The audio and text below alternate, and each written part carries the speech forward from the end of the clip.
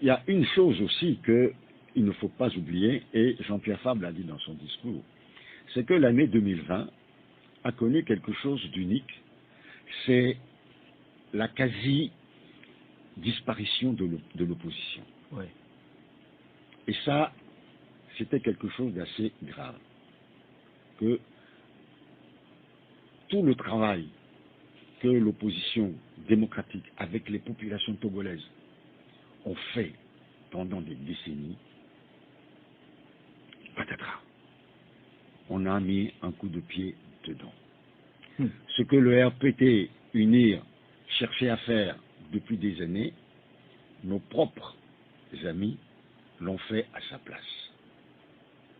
Comme comme ça, vous le voyez? Comme dirait Don Diègue, œuvre de tant de jours en un jour effacé. Œuvre de tant de jours en un jour effacé. Et vous vous êtes posé la question quand cela est dû? Puisque vous citez votre président national, c'est en ce moment il a parlé des fossoyeurs de la lutte. Tout à fait. Oui, qui nomme-t-il fossoyeurs de la lutte? Monsieur Aguetine, oui. Vous voulez que je le dise? Si je le dis, on va dire que voilà la polémique encore. Je ne veux pas polémiquer. Nous savons tous qu'il y a notre aîné, Monseigneur Koudjou, qui a fait beaucoup de mal à toute l'opposition. Beaucoup de mal à toute l'opposition. Par ses interventions, par ses agressions, par ses mensonges. Nous lui avons même écrit. Nous avons écrit à l'Église catholique pour l'amener à la raison. Cela ne se fait pas. Et puis... Donc tout ce qu'il a dit, il n'y a aucune part de vérité dans tout ce qu'il a dit. Aucune part de vérité. Aucune part de vérité. Je dis bien aucune part de vérité. Oui, mais est-ce que les propos de Monseigneur Koudjou vous ont quand même poussé à faire une autocritique, à s'interroger, à se dire, est-ce que vraiment il est en train de toucher du doigt un certain nombre de choses que nous devons nous reprocher? Mais je vous dis que tout ce qu'il a dit est faux. Tout ce qu'il a dit est faux. Mais d'autres personnes sont revenues sur des histoires de 30 millions. D'autres personnes ont dit la vérité. Que Jean-Pierre n'a même pas vu l'argent. Les histoires de poi. Mais c'est une pure invention. Mais dire que Jean-Pierre est un traître, Judas, à l'église, moi je suis chrétien, je suis catholique. Mais Jean-Pierre Fabre est père de famille. Il a de l'honneur, il a de la dignité. Vous savez, Jean-Pierre Fabre est protestant. Oui. Pratiquant. Sa femme est catholique. Mais ses deux enfants ont été baptisés à l'église catholique par Monseigneur Koudjou, parce qu'ils étaient amis tous les deux. Et qu'est-ce qui a pu se passer jusqu'à ce que ces propos que vous taxez d'exorbitants non, mais ça, on ne va pas s'éterniser sur lui. Et puis, il y a d'autres. Oui, mais finalement... Vous savez, la politique togolaise est quelque chose d'assez bizarre. C'est bizarre. À telle enseigne qu'aujourd'hui, l'ANC, sortant de son conseil national, a décidé désormais de ne travailler que dans la rigueur et dans la transparence. C'est-à-dire savoir avec qui nous allons travailler. S'il y a un doute quelconque sur les objectifs, nous ne travaillerons pas avec les gens. Mais si nous avons des objectifs communs et que nous avons réfléchi ensemble que tout soit honnête et franc, nous travaillerons. Oui, mais finalement, est-ce que cela ne voudra pas dire que vous vous dites que vous êtes blanc et les autres peut-être ont des choses à se reprocher? Je n'ai pas dit cela. Oui, mais c'est ce que cela laisse transparaître. Non, je n'ai pas dit cela. J'ai dit, travaillons dans la transparence. Oui. Disons-nous la vérité. Disons-nous la vérité. Quand on dit,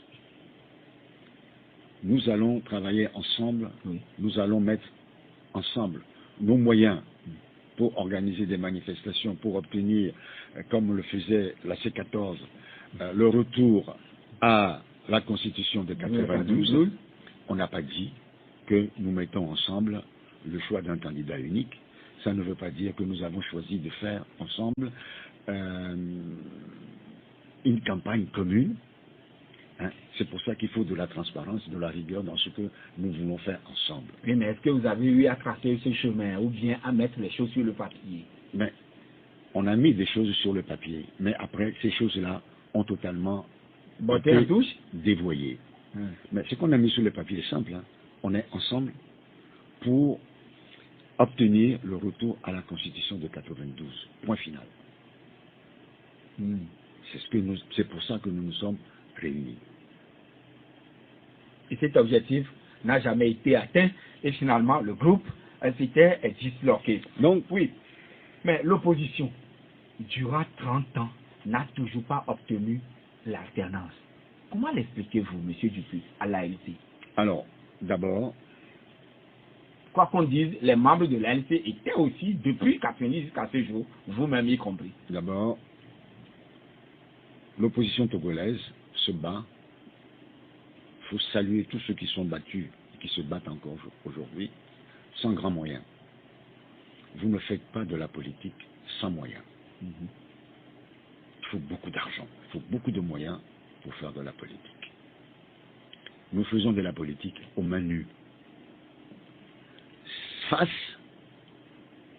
à un État, face à des gens qui ont les moyens d'État, l'argent, l'armée, la police, parfois quelques journalistes.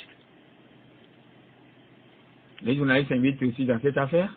Je dis, non, mais ça veut dire que quand vous voyez comment c'est traité, hein, ils ont, quand je ne parle pas de vous, hein.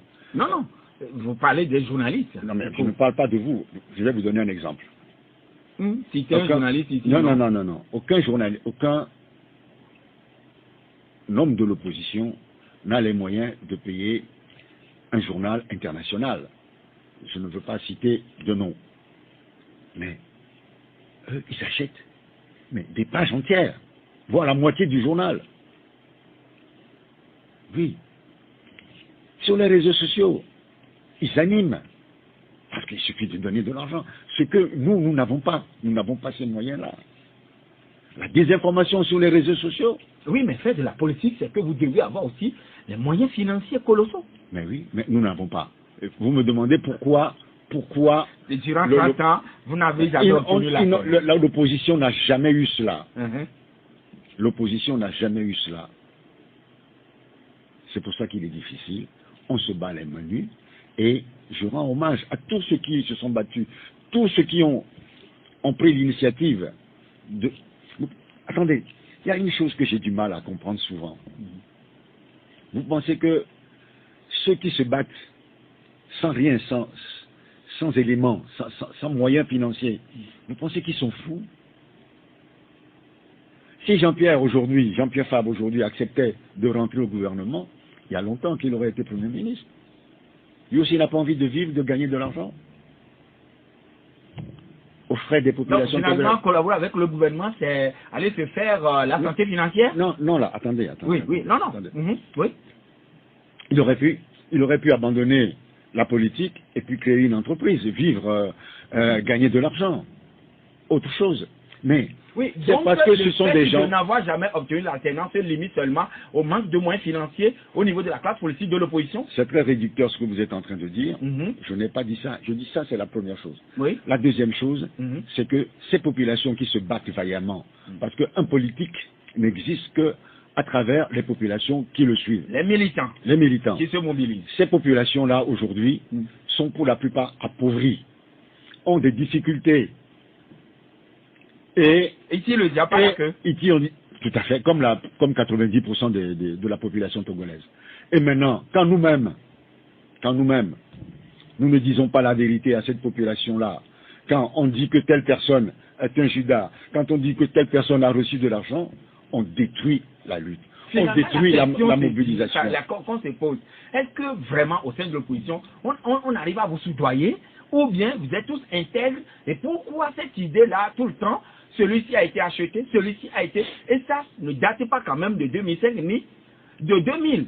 Ça date des périodes avant. Je vais vous dire une chose. Oui. Moi, Éric Dupuis, avant de répondre à cette question, M. Dupuis. Moi, Éric Dupuis, je n'ai jamais été soudoyé. Et je ne le serai jamais. D'accord. Maintenez quand même le fil de l'analyse. On va marquer la pause pour revenir dans quelques minutes pour la suite de cette idée. Audi Actu. Toute l'information en temps réel sur la 96.3 Victoire FM.